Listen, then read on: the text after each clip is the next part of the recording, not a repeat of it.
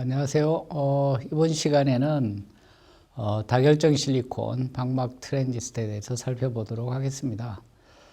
지난번 시간까지는 암호프 실리콘에 대해서 살펴봤었죠. 이번에는 다결정 실리콘에 대해서 살펴보도록 하겠습니다.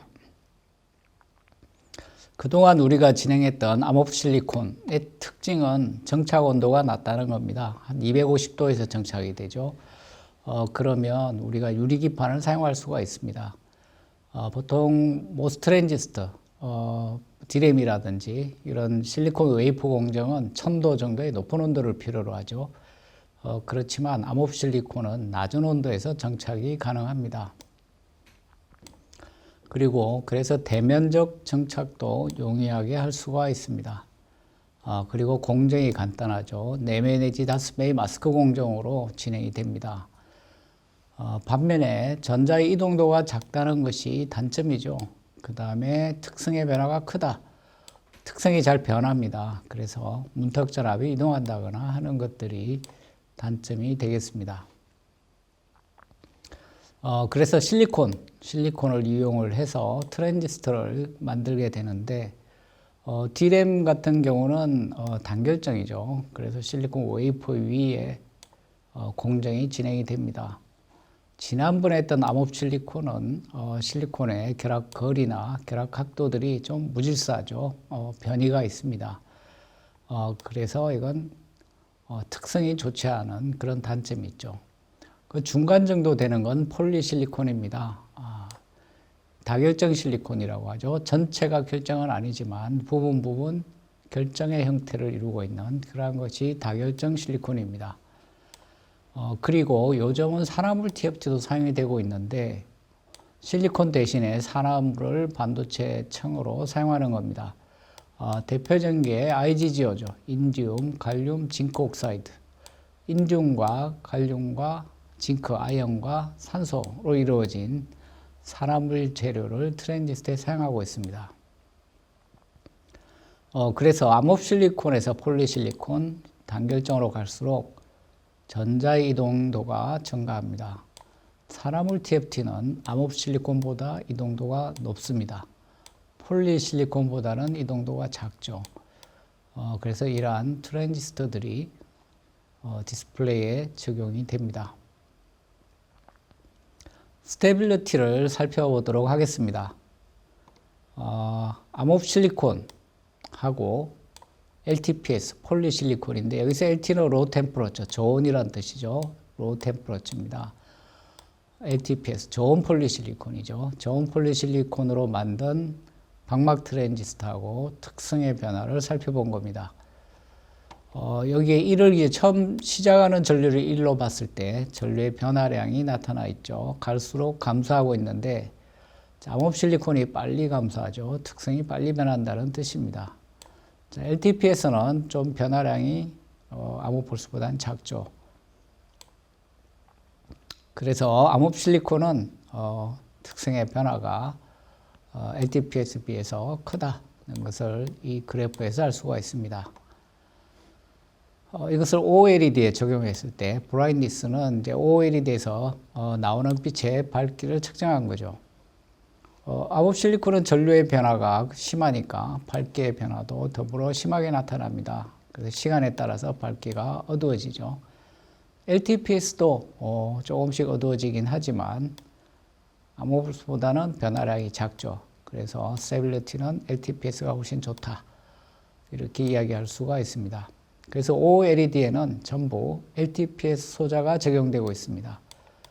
암호프 실리콘을 사용해서 OLED 개발이 시도가 됐지만 스테빌리티 문제로 제품화까지는 연결이 되지 않았죠. 지금 OLED 패널은 LTPS를 사용하거나 아니면 옥사이드 TFT, IGGO TFT를 사용해서 생산, 판매가 되고 있습니다. 그래서 암호프 실리콘 이후에 차세대 기술로서는 폴리실리콘 TFT와 산화물 TFT가 있고 현재 적용이 되고 있는 그러한 TFT 기술입니다. 폴리실리콘은 공정이 암호프에 비하면 복잡합니다. 그리고 레이저 결정화라든지 이온 도핑 장치라든지 투자비도 더 들어갑니다. 반면에 이동도는 수십 내지 수백으로 굉장히 빠른 높은 이동도를 얻을 수가 있고 소자를 작게 만들어서도 잘 동작할 수 있다. 이렇게 이야기할 수가 있겠죠. 산화물 TFT는 요즘 OLED TV에 적용이 되고 있습니다. 휴대폰에는 폴리실리콘이 적용이 되고 있고요. 대형 TV에는 산화물 TFT가 OLED TV에 적용되고 있습니다. 폴리실리콘보다는 공정이 간단하죠. 기존 설비도 활용할 수가 있습니다. 이동도는 10 내외로 양산해서 얻을 수가 있습니다. 암호실리콘이 모빌리티가 1보다 작은 걸 생각해 보면 산화물 TFT도 이동도가 꽤 크다고 말을 할 수가 있겠습니다. 갈수록 화면의 화소수는 늘어나고 있죠. 증가하고 있습니다. 고정세화되고 있고 그리고 점점 면적이 커지고 있죠. 더욱더 사이즈가 늘어나고 있습니다. 그 다음에 1초 동안 보여주는 장면의 수, 프레임 프리퀀시죠. 이것이 계속 증가하고 있습니다.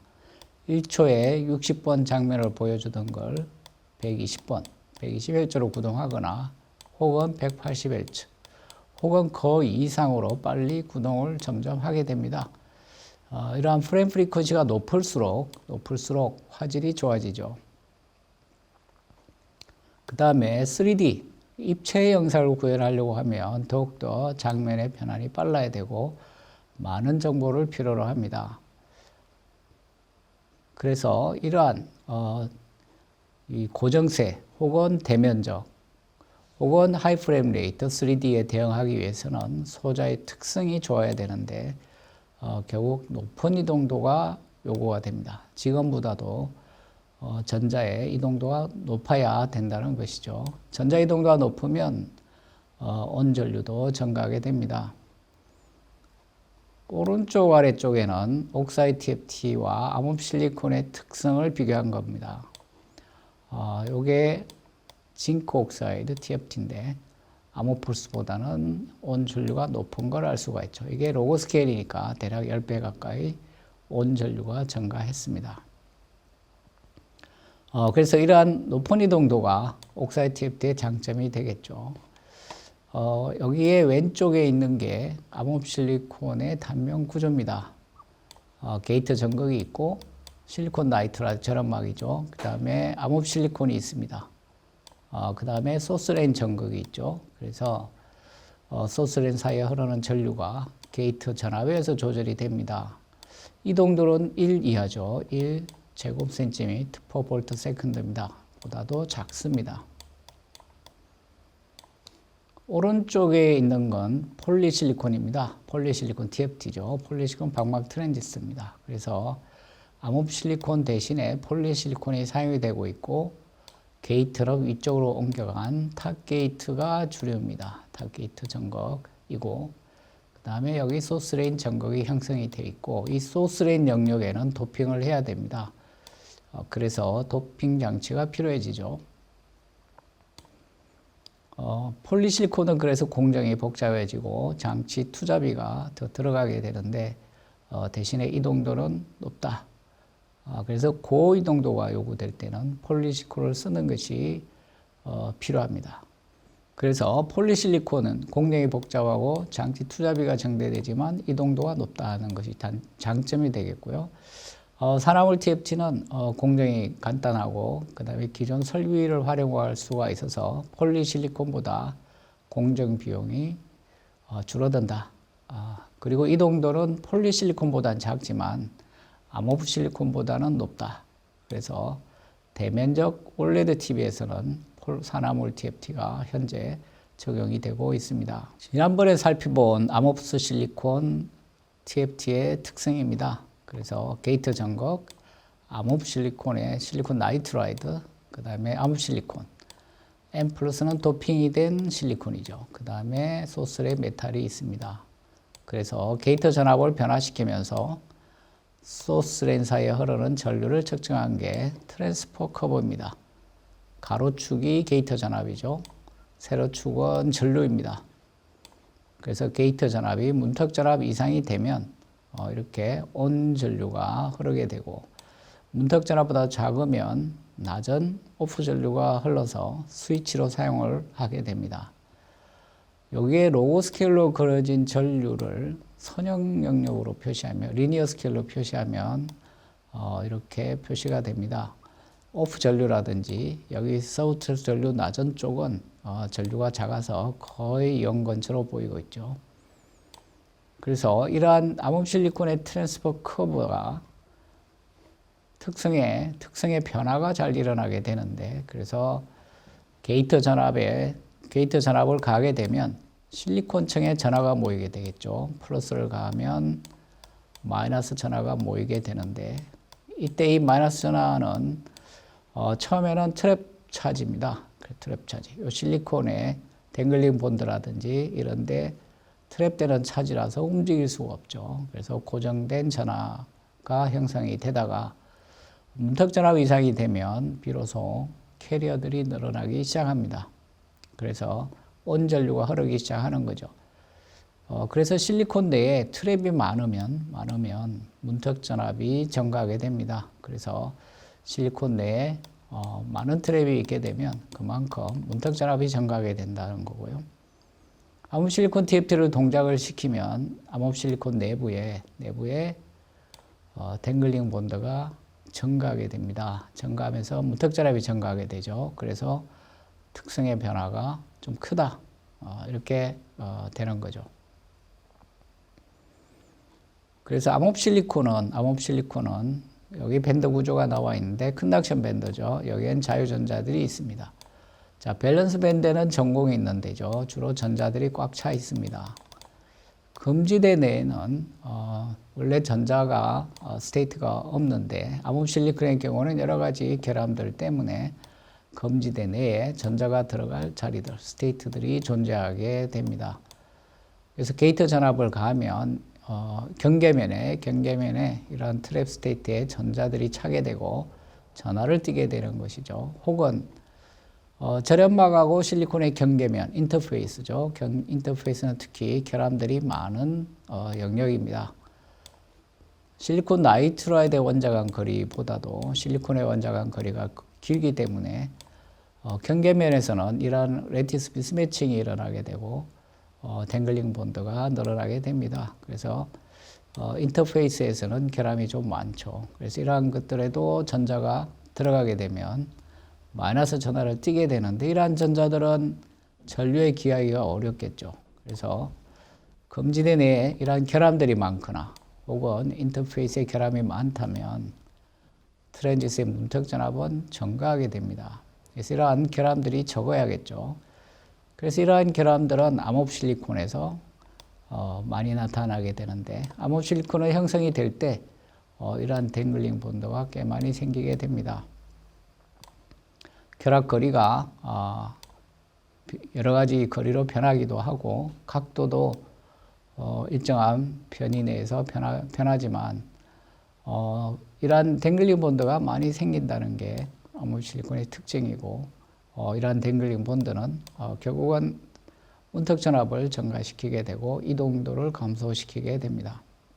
그래서 이러한 댕글링 본드를 줄여주고 그 다음에 이러한 무질서한 결합거리나 각도들을 일정하게 결정화 시켜주면 스테빌리티도 좋아지고 전자의 속도도 빨라지는 거죠. 이동도가 증가하게 됩니다. 그래서 결정화를 시행하게 됩니다. 암흑 실리콘을 결정으로 변화시키게 되면 암흑 실리콘 내부에 있던 많은 결함들이 제거가 되고 이동도가 증가하고 특성의 변화도 줄어들게 됩니다. 그래서 결정화를 하게 되는 것이죠. 그래서 결정화를 하게 되면 이동도가 향상이 됩니다. 그리고 스테빌리티도 향상이 되죠. 그래서 실리콘 TFT, 우리가 실리콘은 반도체 재료로 널리 사용이 되는데 디스플레이에서는 처음에 많이 적용되고 있는 암흑 실리콘이 있고요. 그 다음에 LCD가 점점 고정세화되고 그 다음에 OLED가 사용이 되면서 폴리실리콘이 사용이 되고 있습니다. 폴리실리콘은 공정으로는 두 가지로 구분을 합니다. 고온공정과 저온공정이 있습니다. 고온공정은 유리기판을 사용할 수가 없고 한 1000도 정도의 높은 공정 온도가 사용이 됩니다. 저온 공정은 유리기판을 사용할 수 있는 온도입니다. 우리가 사용하는 유리기판을 사용하는 그러한 공정 온도를 우리가 저온 공정이라고 하고, 이러한 저온 공정으로 만든 다결정 실리콘 LTPS죠. 그래서 LTPS TFT라고 합니다.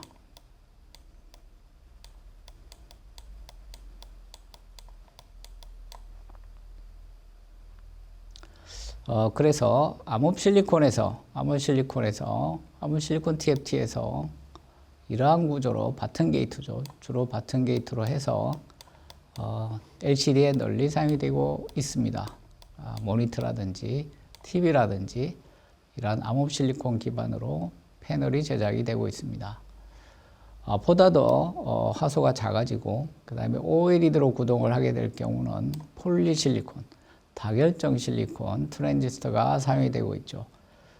그래서 주로 탑 게이트가 위에 있는 구조로 만들어져서 적용이 되고 있고, 이동도는 아모포스보다는 굉장히 높습니다. 그 다음에 실리콘 기반의 트랜지스터는 주로 D램이라든지 CPU라든지 널리 사용이 되고 있지만 투과형의 디스플레이는 적용되기 어렵습니다.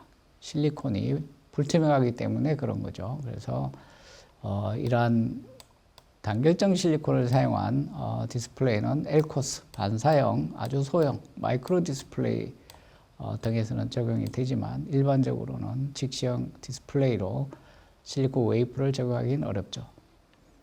그래서 요즘 OLED, 스마트폰은 다 점점 OLED로 변하고 있는 추세죠. 그래서 OLED의 경우에는 LTPS, 이 폴리실리콘 TFT가 전부 적용이 되고 있습니다. 폴리실리콘은 실리콘 막이 결정화된 것인데 전면이 다 결정화되는 게 아니고 여기에 보인 것처럼 부분 결정을 이루고 있습니다. 그래서 이거를 하나하나를 결정립이라고 하죠. 우리가 그레인이라고 부르는 겁니다. 요 내부는 단결정 크리스탈 결정을 이루고 있는 거죠. 근데 결정의 방향은 그레인마다 다를 수가 있습니다. 여기는 이렇게 결정의 방향을 가지고 성장했을 수가 있고요. 여기는 또 이쪽 그레인, 결정립이라고 하죠. 여기는 또 다른 방향으로 결정화되어 있을 수가 있습니다. 단결정은 전체가 다 한 방향으로 결정이 형성이 되는 것이죠. 근데 이 경우는 이렇게 일정한 그레인 내에서 한 방향으로 되고, 그레인이 달라지면 결정의 방향이 다른 겁니다. 이러한 결정립과 결정립이 만나는 경계면이 있을 텐데, 이러한 경계면에서는 결정의 방향이 서로 다르게 만나기 때문에 결함들이 증가하게 됩니다. 결정 있계라고 하죠. 그레인 바운더리입니다. 그레인의 경계면, 결정 있계에서는 그래서 트랩 센터가 많은 거죠. 전자들이 붙잡힐 스테이트가 많이 있습니다. 전자가 여기에 트랩이 되면 전자에 대해서 에너지가 높아집니다. 자, 전자가 이렇게 이동하려고 하면, 자, 여기에 전자가 트랩이 돼 있으면 전자는 마이너스 전하를 띠고 있어서 쿨롱의 법칙에 따르면 서로 반발력이 작용하죠. 그래서 이 전자가 이 그레인 바운드리를 넘어서 진행하기에는 그레인 바운드리가 방해자 역할을 하게 됩니다. 그래서 그레인 바운드리에 전자가 트랩이 되면 전자에 대한 포텐셜 에너지가 이렇게 높아지는 것이죠. 그래서 전자에 대해서는 배리어가 생긴 거나 마찬가지가 됩니다. 그래서 결정화가 되면서 결정 내에는 결함이 줄어들지만 그레인 바운드리에는 여전히 결함들이 있고, 이러한 결함들의 전자가 트랩이 되면 전자에 대한 배리어들이 형성이 되고 전자의 움직임이 방해가 됩니다. 그래서 이동도가 감소하게 되죠. 그래서 이동도를 높이려고 하면 그레인을 크게 성장시키고 그레인 바운드리의 개수를 줄여야 되겠죠. 그래서 이 실리콘의 그 결정립의 크기를 크게 만드는 연구도 많이 진행이 되고 있습니다. 이러한 폴리실리콘을 가지고 만든 폴리실리콘 TFT의 특성의 한 예가 되겠습니다. 자, 앱선이 만들었던 TFT입니다. 이건 고온공정으로 만든 거고요. 그래서 엠모스. 자, 엠모스는 이 폴리실리콘의 소스 드레인 영역을 N타입으로 도핑을 해주면 N모스펫이 됩니다. 여기에 플러스 전압에 의해서 전자가 모여서 N채널이 될 때 온 상태가 되는 거죠. 그래서 게이트 전압이 플러스일 때 온 전류가 흐르고 게이트 전압이 마이너스가 되면 전류가 흐르지 않는 오프 상태가 됩니다. 이게 모스펫이 되겠죠. 자, N채널형 TFT입니다. 자, 여기 PMOS도 있죠. PMOS. 그래서 PMOS일 경우는 소스레인 영역에 도핑이 다르게 진행이 됩니다. 자, 이때는 소스레인 영역을 보론을 도핑해서 P타입으로 만들어주게 됩니다. 여기를 P타입으로 만들어주게 되면 게이트에 마이너스 전압을 가해서 전공이 모여야만 온 상태가 됩니다. 그래서 N채널형의 TFT는 게이트 전압이 마이너스일 때 온 전류가 흐르는 것이죠. 그 다음에 플러스 전압이 되면 오프 상태가 됩니다.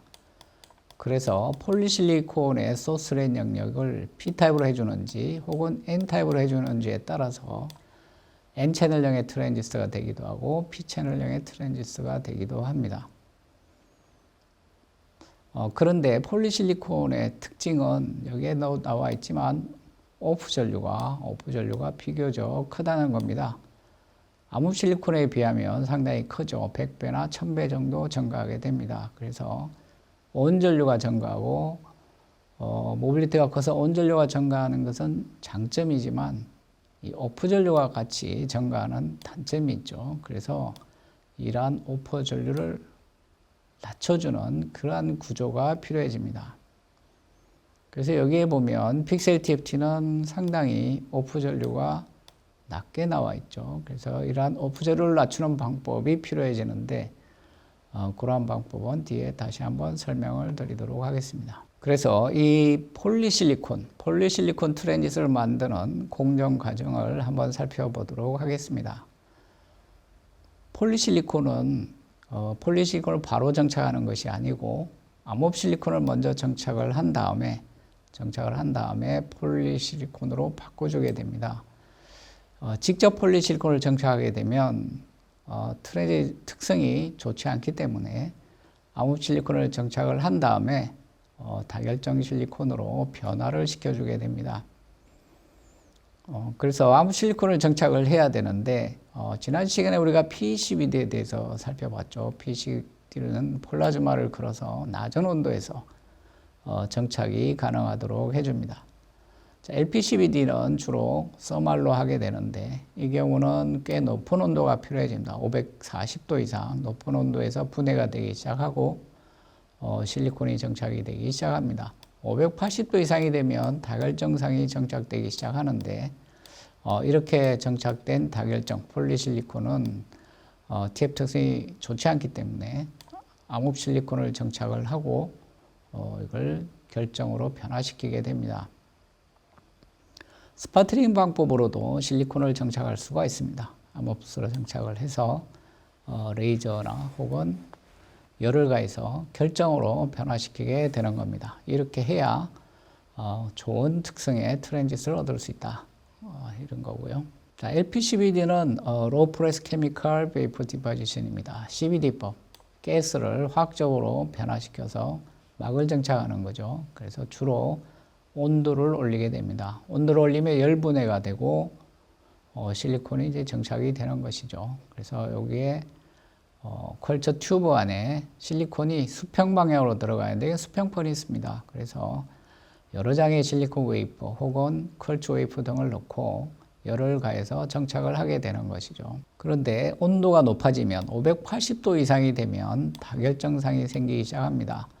이보다 낮으면 비정제 실리콘이 정착이 되죠. 그래서 이 다결정상을 직접 정착시키게 되면 표면의 라포니스도 거칠어지고 라포니스가 커지고 그래서 캐리어의 스캐터링도 심해지고 이동도가 낮아지게 됩니다. 좋은 특성을 얻기가 힘들죠. 그래서 암흑실리콘을 정착하는 조건에서 정착을 하게 됩니다. 이렇게 암흑실리콘이 정착이 되면 결정화를 하게 됩니다. 결정화를 거치게 되면 실리콘의 투과도가 증가하게 됩니다. 자, 암호실리콘은 투과도가 낮습니다. 즉 흡수가 잘 된다는 얘기죠. 빛이 들어왔을 때 결정화됐을 때보다 빛의 흡수가 많아집니다. 그래서 이 암호실리콘 내부에 많은 결함들에 의해서 흡수가 되기도 하고 밸런스 밴드에서 컨덕션 밴드로 흡수율이 높아서 많이 흡수되는 것도 있습니다. 전체적으로 암호실리콘은 결정에 비해서 빛의 흡수율이 매우 높죠. 그래서 특히 단파정에서 흡수가 잘 되기 때문에 약간 붉은색을 띠게 됩니다. 결정화를 하게 되면 이러한 결함들이 줄어들고 빛의 흡수율도 줄어들어서 전체적으로 투명해집니다. 그래서 좀 더 투과도가 높은 상태로 바뀌게 돼서 결정화된 모양을 금방 육안으로도 알 수가 있습니다. 그래서 암호실리콘이 결정화되면 투과율이 증가하게 됩니다. 암호실리콘을 정착한 이후에 결정화를 하는 방법은 크게 두 가지로 나뉘게 되는데 지금 양산에서 많이 적용하는 건 레이저 결정화죠. 레이저를 사용을 해서 암호실리콘을 결정으로 바꾸는 겁니다. 또 하나는 레이저를 사용하지 않는 방법, 고상 결정화죠. 그래서 고체 상태에서 결정으로 변화를 시키는 겁니다. 그래서 SPC라고 하죠. 솔리드 페이저입니다. 오타가 있었네요. SOLID, 솔리드 페이즈 크리스탈리제, 고상 결정화입니다.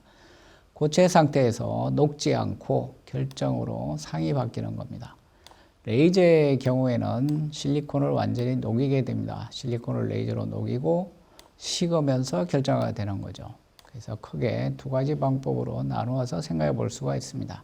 고상결정화는 전통적으로 많이 사용했던 방법이죠. 그래서 이게 양산 단계로 오면서 고상결정화보다는 레이저를 사용하게 됐는데 이건 유리기판을 사용할 수 있는 온도가 필요해서 그렇게 된 겁니다. 고상결정화는 600도 정도가 필요한데 600도면 일반 유리를 사용할 수가 없습니다.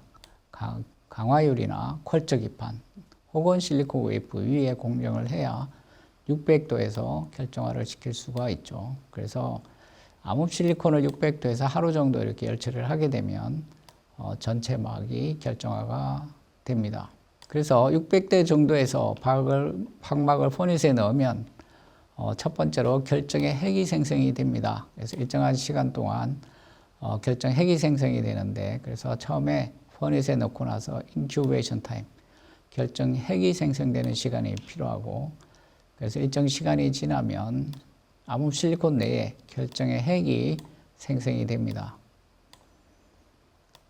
이러한 결정 핵의 생성은 물론 이제 온도가 영향을 주게 되겠고요. 온도가 높으면 결정 핵이 많이 생기게 됩니다.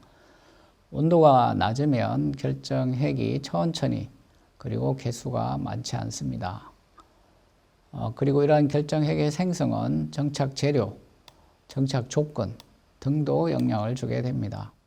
그래서 1차적으로 이렇게 결정 핵이 생성이 되고 결정 핵이 생성이 되면 결정 핵을 중심으로 해서 결정이 성장이 됩니다. 점점 사이즈를 키워나가게 되죠.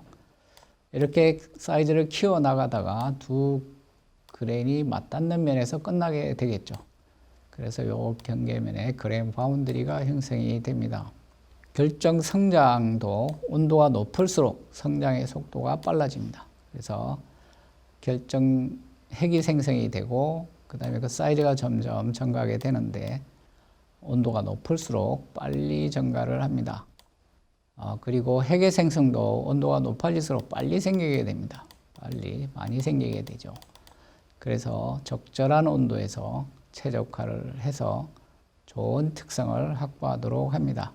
큰 결정립을 얻으려면 이 결정핵의 생성을 억제해야 됩니다. 결정핵이 많이 생기게 되면 결정립이 클 수가 없습니다. 결정핵이 많아지면 서로 성장을 하다가 만나면 성장이 끝나게 되는데 이렇게 사이즈가 작아지게 되겠죠. 결정핵이 덤성덤성 있으면 성장을 해나가서 두 그레인이 만날 때까지 성장을 할 텐데 이렇게 되면 결정립의 크기가 커지게 됩니다. 그래서 결정핵의 생성을 억제하는 것이 결정립을 키우는데 주요한 요소가 되는데 암호실리콘을 정착을 할 때 정착 온도를 낮추면 결정액의 생성이 느려집니다. 그래서 가능하면 실리콘의 정착 온도를 낮추게 되는데 그 방법 중에 하나는 Si2H6 다이사일렌을 사용하는 겁니다. 이렇게 하면 SiH보다도 온도를 낮출 수가 있고 결정액의 생성이 느려지고 이동도는 증가합니다. 또 한 가지 방법은 암흑 실리콘을 정착을 한 다음에 실리콘 이온 주입을 하는 것입니다. 그래서 실리콘이 이온 주입을 해서 들어오게 되면 이 이온 주입되는 실리콘이 실리콘의 결합에 관여를 해서 좀 더 무질서하게 해주는 거죠. 이렇게 되면 결정 핵이 생성되는 레이트가 느려지게 됩니다. 그래서 그레인 사이즈가 증가하게 되죠. 그래서 결정화 이전에 암흑 실리콘을 정착을 하고 실리콘 이온 주입을 전면에 하고 나면 소자를 만들었을 때 이동도가 더욱 증가합니다. 그리고 결정화 온도를 최적화해야 되는데 온도를 올리게 되면 결정 핵이 빨리 생성이 돼서 그레인이 작아질 수밖에 없습니다. 그래서 비교적 낮은 온도에서 천천히 핵이 생성이 되도록 해야 결정립이 커지게 됩니다. 자, 결정의 확인은 주로 XRD, 엑스레이 디플렉션으로 관찰합니다. 자, 결정면에서 빛이 엑스레이가 회절이 돼서 생기는 간섭 무늬를 보는 것이죠. 그래서 결정이 되면 이러한 회절 무늬가 뚜렷하게 나타나게 됩니다. 그래서 이러한 간섭 무늬, 회절 간섭 무늬가 픽이 높게 나타날수록, 좁고 높게 나타날수록 결정이 잘 됐다고 이야기할 수가 있겠죠. 그래서 결정화가 진행이 되면서 결정화가 진행되는 양상을 XRD 픽을 가지고 알 수가 있습니다. 자, 600도에서 열 처리를 하고 있죠. 600도에서 열 처리를 하는데 처음에 집어넣었을 때, 그 다음에 5시간 후에, 그 다음에 10시간 후에, 그 다음에 20시간 후에 관찰한 거죠. 그래서 시간이 지나면서 결정도가 증가한 것을 알 수가 있습니다. 그래서 엑스레이 디프렉션, 엑스레이 회절 실험을 통해서 결정 정도를 확인할 수가 있습니다. 자, 이 SPC는 상당히 오랜 시간이 필요하죠. 지금 여기 20시간인데 대개는 하루 정도 열 처리를 진행하게 됩니다. 그래서 아침에 넣고 다음날 아침에 꺼내면 24시간이 되죠. 그렇게 해서 결정을 시키게 되는데 RTA를 하게 되면 짧은 시간 안에 결정화를 할 수가 있습니다. 온도를 높여서 시간을 줄이는 거죠. 그래서 650도 이상 높은 온도에서 짧은 시간 안에 열 처리를 해서 빠른 시간 내에 다결정을 형성하는 겁니다. 빨리 결정화가 되긴 하지만 온도가 높기 때문에 그레인들이 작아집니다. 그래서 그레인 사이즈가 작고 그래서 그레인이 작으니까 좋은 특성을 얻기는 쉽지가 않겠죠. 그래서 자, SPC로 결정을 하고 RTA를 통해서 그레인 내부의 결함을 줄여서 성능을 향상시키는 그러한 조합을 통한 특성의 향상도 있습니다. 자, RTA만 했을 때 결정립의 사이즈입니다. 위에는 퍼니스 언의를 하고 RTA를 했을 때 그래서 결정립이 훨씬 크게 얻어진 걸 볼 수가 있죠. 그래서 퍼니스 언의를 하면 RTA보다는 결정립의 크기가 큽니다. RTA를 하면 공정 온도가 높기 때문에 그레인 사이즈가 작아지죠. 그래서 그러한 것을 나타내주는 그래프가 되겠습니다. 자, 결정화는 600도에서 24시간 정도 꽤 높은 온도에서 장시간 진행을 하게 됩니다. 그래서 생산에서는 한꺼번에 여러 장의 웨이기판을 넣어서 진행을 하게 됩니다. 그래야 생산성을 맞출 수가 있겠죠. 그래서 공정 온도가 높은 것도 애로사항이고 시간이 긴 것도 애로사항입니다. 그래서 공정 온도를 낮추고 결정화 시간도 낮추는 한 가지 방법은 메탈을 이용하는 겁니다. 특정한 메탈은 실리콘의 결정화를 촉진시키게 됩니다. 그래서 첨가한 금속이 결정의 핵으로 작용하는 것이죠. 그래서 이 비정질막에 특정 금속을 넣거나 표면에 올리게 되면 결정화 온도도 줄어들고 시간도 줄어들게 됩니다. 그래서 대표적으로 니켈을 많이 사용하게 되는데 이러한 메탈을 사용하게 되면 결정화 온도를 낮추고 결정화 시간도 단축시키게 됩니다. 그래서 이러한 것을 메탈 인듀스드 크리스탈리제이션 MIC라고 합니다. MIC 방법이 있고요. 유사한 방법으로 MILC가 있습니다. 메탈 인듀스드 레터럴 크리스탈리제이션인데 측면 방향으로 결정화를 시키는 거죠. 그래서 여기에 니켈이 지금 있습니다. 요거는 암흑실리콘이죠. 암흑실리콘. 그래서 소스 드레인 영역에 니켈층이 있습니다. 그래서 니켈이 있으면 자, 여기는 결정이 촉진이 되죠. 결정화가 촉진이 돼 MIC가 되는 거죠. 그리고 측면 방향으로는 레터럴 크리스탈리제이션이 일어나게 해서 측면으로 쭉 결정화가 진행이 됩니다. 메탈 인듀스드 레터럴 크리스탈리제이션이죠. 그래서 니켈이 결정화를 촉진시키고 측면 방향으로 계속 결정화가 일어나게 됩니다. 그래서 여기서 보면 여기서부터 결정화가 진행이 된 거죠. 양쪽 끝에서 결정화가 돼서 한쪽으로 쭉 결정화가 진행되고 있습니다. 그래서 긴 결정의 모양이 보이죠. 그래서 쭉 결정화가 진행이 되다가 가운데에서 만나게 됩니다. 그래서 이 채널 방향으로는 그레인 바운더리가 여기 한 군데서 생기게 되죠. 그래서 전자가 이동할 때 그레인 바운더리를 하나만 만나게 돼서 높은 이동도를 얻을 수 있다는 겁니다. 그래서 자, 소스하고 드레인 사이에 결정립은 자, 여기 길이 방향으로 있기 때문에 자, 이 방향으로는 베리어가 이렇게 형성이 되어 있죠. 형성이 되어 있지만 이 길이 방향으로는 이 방향으로는 전자가 쉽게 이동할 수 있는 구조죠. 그래서 전자 이동을 쉽게 이동도를 높게 가져갈 수가 있다. 그게 이제 MILC죠. MILC가 되겠습니다. 자, 이 경우는 500도씨 9시간 결정을 한 거고요. 그래서 SPC가 600도니까 한 100도 정도 낮춘 것이죠. 100도 정도 온도를 낮췄고 그 다음에 한 24시간 하는데 9시간을 했으니까 시간도 줄였습니다. 그래서 이것이 MILC가 되겠습니다. 자, MICC도 있습니다. 암흑실리콘을 결정화해야 되는데 그 위에다가 실리콘 나이트라이드를 정착하고 그 다음에 니켈을 살짝 정착을 하는 겁니다. 그러면 실리콘 나이트라이드에 있는 니켈이 일부만 실리콘 쪽으로 내려가게 됩니다.